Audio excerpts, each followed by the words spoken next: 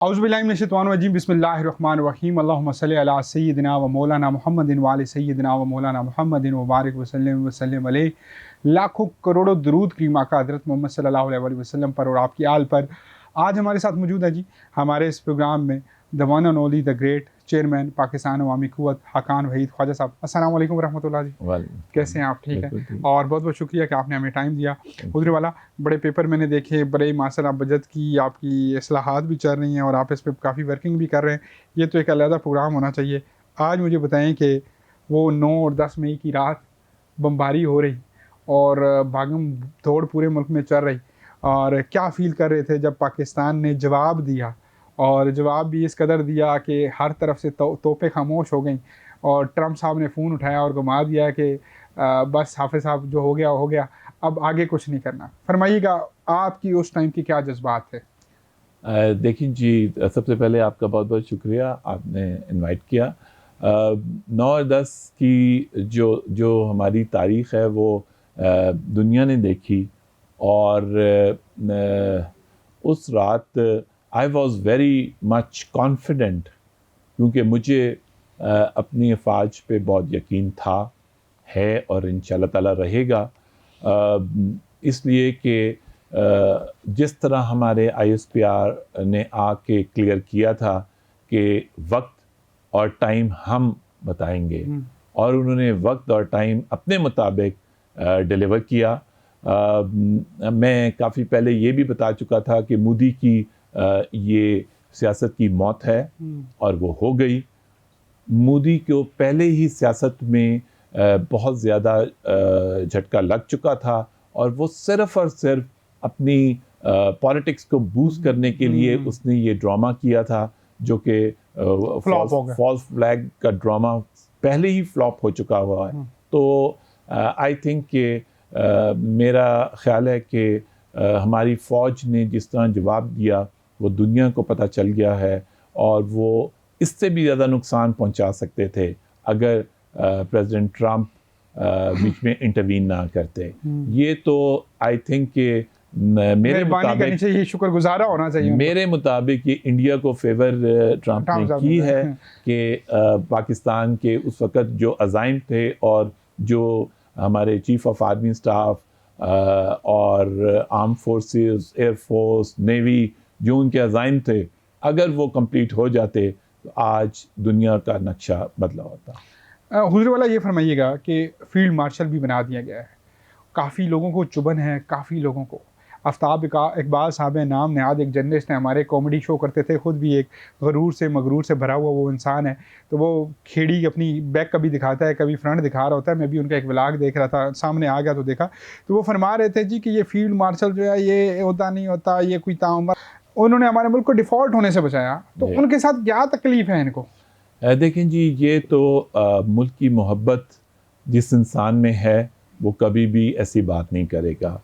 Being a Pakistani citizen, मेरा ख़्याल है कि हर पाकिस्तानी बियॉन्ड दैट कि वो किस पॉलिटिकल पार्टी से ताल्लुक़ है, किस को वो फॉलो करता है, जब पाकिस्तान की बात आती है तो वो उसको पाकिस्तानियत पे ही बात करनी चाहिए। तो आई थिंक कि इन लोगों के बारे में बात करके ना तो हमें अपना वक्त ज़ाया करना चाहिए। ऐसे लोग होते हैं, इंडिया रुकेगा नहीं, इंडिया आज भी पॉलिटिकल पार्टीज़ को फीड करेगा, डेफिनेटली करेगा। और बलूचिस्तान में आपके सामने है, और पास्ट में भी, क्योंकि सिर्फ इंडिया नहीं है, इसके पीछे मोसाद है, रॉ है। आए ना, मैं तो ओपनली बात करता हूँ कि मेरी पाकिस्तान अवामी क़ुव्वत है, I am chairman of my political party, मुझे ऑफ़र करें, आए मुझे ऑफ़र करें, करके देखें, फिर मैं वो पैसा बताता हूँ कि मैं किस जगह पे लगाता हूँ। इन लोगों को समझ आ जाए कि ये किसी मुहब्बे वतन को ऑफ़र नहीं करते, ये उन्हीं को ऑफ़र करेंगे जो मॉरली कैरेक्टर जिनका लूज होता है, जो मॉरली वीक होते हैं। करें ना, हमारे चीफ ऑफ आर्मी स्टाफ को करके देखें, उसका character religiously, physically, mentally he is माशाल्लाह सो स्ट्रॉन्ग कि हमें फ़ख्र है कि हमारा सिपह सालार ऐसा है। काफ़ी टाइम बाद हम ये बड़ा फ़ख्र से कह रहे हैं कि जी। हमारा जर्नैल जो है वो बड़ा बंदे का पुत्र है माशाल्लाह। अच्छा फरमाइएगा, घासों कहते हैं ना कि जो दो हाथियों की लड़ाई होती है तो घास अमूमन तौर पे जो है ना वो ख़राब हो जाती है, मलिया मेट हो जाती है। कश्मीरी होने के नाते आप ये बताएं कि बॉर्डर के ऊपर फायरिंग हुई, बच्चे शहीद हुए, छोटे छोटे बच्चों को मारा गया, घर बहुत सारे तबाह हुए, तो बीइंग अ कश्मीरी जो आप हमेशा कहते हैं कि proud to be a Kashmiri, तो आप जो है उस पर कितना दर्द फील करते हैं कि यार ये नहीं होना चाहिए और एटलीस्ट कश्मीर को जो है अब जुल्म सितम वहाँ पे पाकिस्तान आज़ाद कश्मीर में भी और ऑक्युपाइड कश्मीर है उसमें भी ये जुल्म सितम मोदी का या ये जो रॉ का है ये बंद होना चाहिए? देखिए जी, हमारे पास में कुछ हमारी पॉलिसीज़ अच्छी थी, फिर उसके बाद कुछ गवर्नमेंट्स आई, वो सेटलमेंट की तरफ गई और जनरल मुशर्रफ के टाइम पे ऑलमोस्ट ये फाइनल सेटलमेंट हो चुकी थी, बट कुछ लोगों ने फिर इंटरवीन किया और वो नहीं हो सकी। उसके बाद जो गवर्नमेंट आई उनकी वो प्रायोरिटीज़ नहीं थी, और वो प्रायोरिटीज़ जब नहीं थी तो फिर भारत को मौका मिला और उसमें 35B और 370A जो कि इन्होंने अपनी कॉन्स्टिट्यूशन में क्लियर कर दिया और उसको निकाल दिया। वो हमारी सबसे बड़ी तबाही हुई हमारे मकबूजा कश्मीर की, और उससे ये हुआ कि वो बाहर से डिफरेंट लोग वहाँ के ज़मीन भी ख़रीद सकते थे और वहाँ की नेशनलिटीज़ भी ले सकती थी। मकसद भारत का ये था कि यूनाइटेड नेशंस में बाहर की नस्लों को, बाहर के लोगों को वहाँ पे आबाद करके वहाँ वोटिंग कराई जाए, रेफरेंडम कराया जाए और फिर यूनाइटेड नेशंस की जो करारदाद हैं उनके सामने पेश किया जाए कि देखें यहाँ तो लोग नहीं चाहते। लेकिन कुछ भी हो जाए, जो कश्मीर है that is juggler when of Pakistan, हमारी शारख है और वो रहेगी। और ये उनकी सोच है कि ये वो सोच सकते हैं कि ये जिसकी शारख हो वो पाकिस्तान कश्मीर बन के रहेगा, आज नहीं तो कल ज़रूर बनेगा, क्योंकि कश्मीरी कहते हैं आज़ाद करें, लेकिन उनको एक मुल्क की तरफ तो जाना है और वो मुसलमान मुल्क है जो कि दुनिया में मकबूजा कश्मीर का सिर्फ पाकिस्तान ही जो उसका जो प्रॉब्लम है और उसकी आज़ादी के लिए जो अलमबरदार है वो पाकिस्तान है। इसके अलावा कोई मुल्क ऐसा नहीं है जो कश्मीर के लिए फ़ाइट कर रहा है।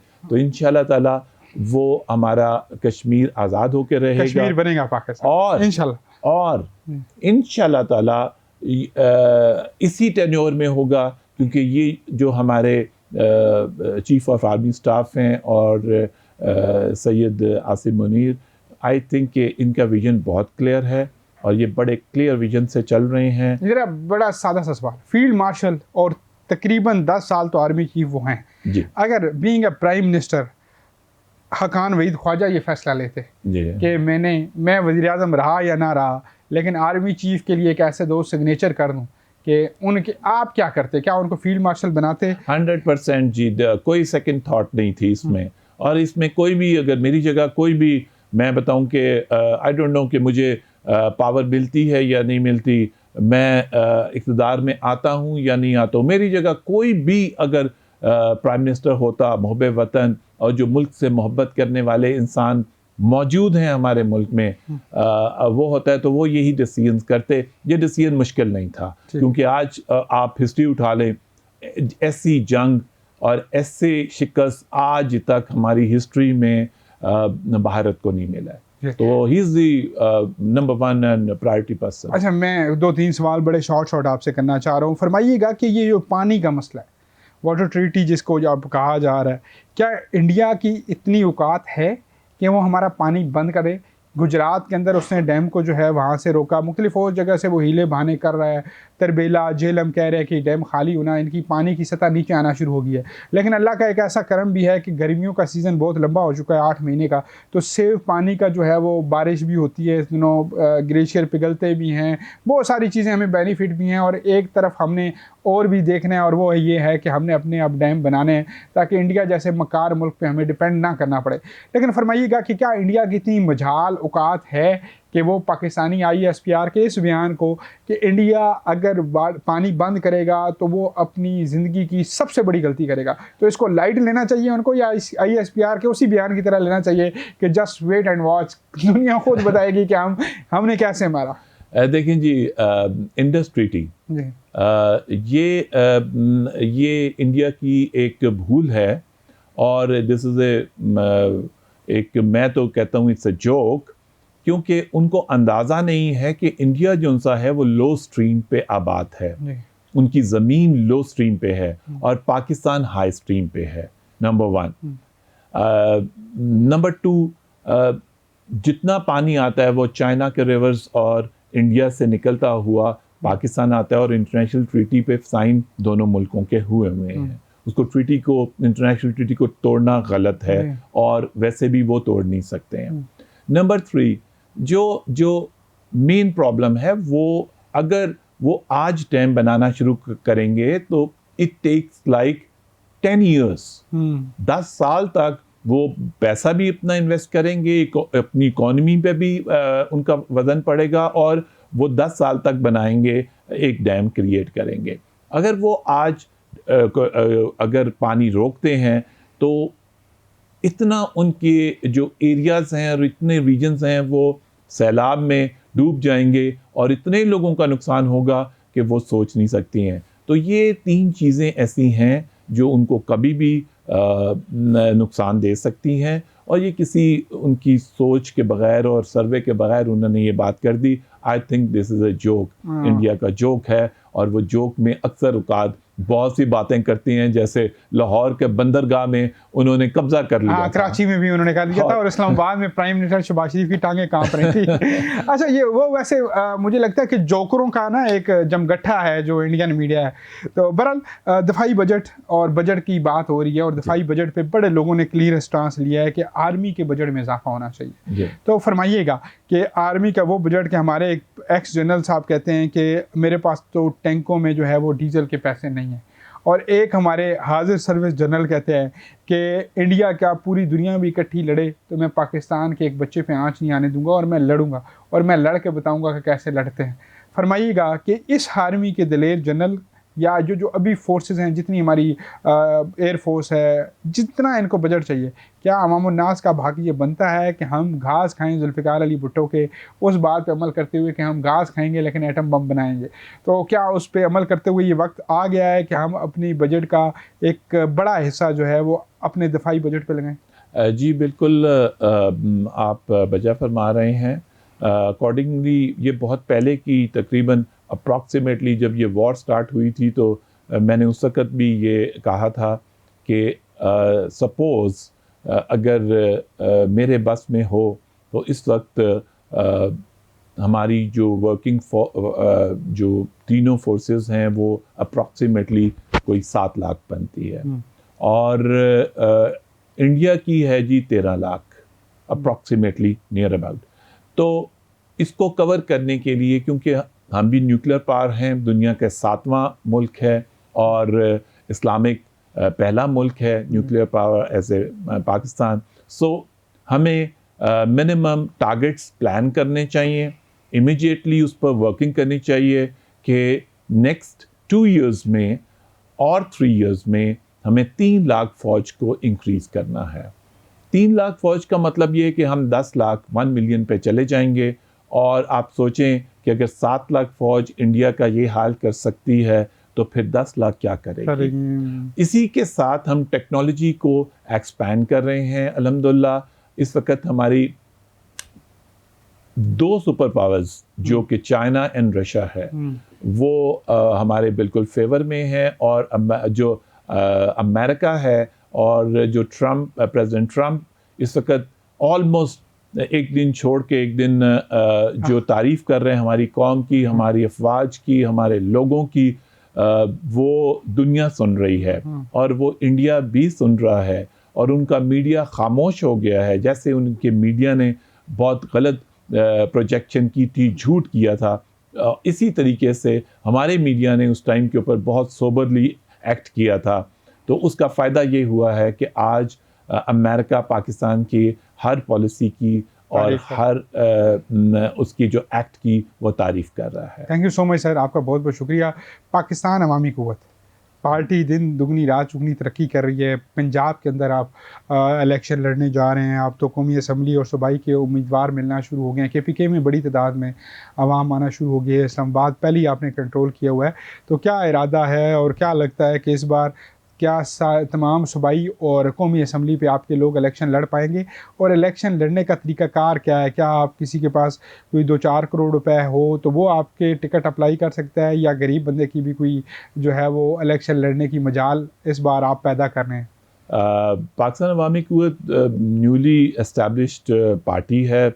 आज से तकरीबन 2 साल पहले एस्टैब्लिश हुई थी, और अल्लाह के करम से हमारा जो मंशूर है वो तालीम, सेहत, टेक्निकल एजुकेशन एंड इकॉनमी है। स्टेट अवे इन 4 चीज़ों पे हमने अल्हम्दुलिल्लाह बग़ैर हमने डिलीवर किया है और प्रूफ किया है कि हम डिलीवर कर सकते हैं। जहाँ तक KPK का ताल्लुक़ है, जी बिल्कुल KPK में हम चले गए हैं, और वहाँ के जितने भी शहरी हैं, जितने भी लोग हैं, उन्होंने हमें बहुत मोहब्बत से कबूल किया है, एक्सेप्ट किया है। उसका रीज़न बड़ा आसान है कि यहाँ जो 12.5 साल 13 साल से हुकूमत पहले से थी, वो कहते हैं, ये मेरा नहीं राय, ये उधर के रहने वालों के KPK के भाइयों की राय है कि वो लोग जो 13.5 साल से वहाँ हुकूमत कर रहे हैं, उन्होंने डिलीवर नहीं किया। उन्होंने सिर्फ़ और सिर्फ बातें की, उन्होंने सिर्फ़ और सिर्फ झूठ बोला, उन्होंने सिर्फ़ और सिर्फ अपने लोगों को नवाजा, पोस्टिंग्स की, और कोई नई पॉलिसी कुछ भी नहीं किया। तो मेरे मुताबिक वो मेरे लिए बहुत आसान है कि मैं विद इन नेक्स्ट जो इलेक्शंस इंशाल्लाह ताला आएंगे आफ्टर 3 साल, मेरे पास वक्त है, और मैं डिलीवर करके KPK के भाइयों को बताऊंगा कि कोई पॉलिटिशियन या पॉलिटिकल पार्टी डिलीवर भी कर सकती है। मेरा एक ही इन 3 सालों में प्लान रहेगा कि रोज़गार, हम रोज़गार उन्हीं लोगों को देंगे जो पढ़े लिखे लोग हैं, और जो पढ़े लिखे लोग नहीं हैं उनके लिए भी हमारा पूरा एक प्रोग्राम है। हम उनको उस प्रोग्राम में शामिल करते हैं, उनको ट्रेन करते हैं और उनको मुल्क से बाहर भेजते हैं। ये नहीं हम देखते कि हमारा वोटर मुल्क से बाहर चला जाए, डज़न्ट मैटर। कोशिश हमारी ये होती है कि रोज़गार हर घर को मिले, और इंशाल्लाह ताला मैं आपको यकीन से कह सकता हूँ कि आफ्टर 3 इयर्स KPK में पाकिस्तान अवामी क़ुव्वत की हुकूमत होगी इंशाल्लाह। थैंक यू सो मच जी, बड़ा अच्छा लगा आपसे बात करके, आपका बहुत बहुत शुक्रिया आपके टाइम देने का। और ये थे जी खाकान वहीद ख्वाजा साहब, सच अमेजिंग पर्सनैलिटी, जो बोलते हैं वो करते हैं, और आज इनको तकरीबन 3 दहाइयाँ से ज़्यादा हो चुका है कारोबारी शख्सियत बतौर इस्लामाबाद ये पहचाने जाते हैं, और इन 3 दहाइयों में ना कोई दरख्वास्त, ना कोई पर्चा, अरबों रुपए का काम कर रहे हैं, हज़ारों मुलाजमीन को रोज़गार दे रहे हैं। तो अल्लाह पाक इनको मज़ीद जो है वो इस्तिकामत नसीब फरमाए, और मज़ीद जो है तरक्कियाँ नसीब फरमाए, ताकि ये मुल्क पाकिस्तान की सही मानों में खिदमत कर सकें। अल्लाह ने के मान।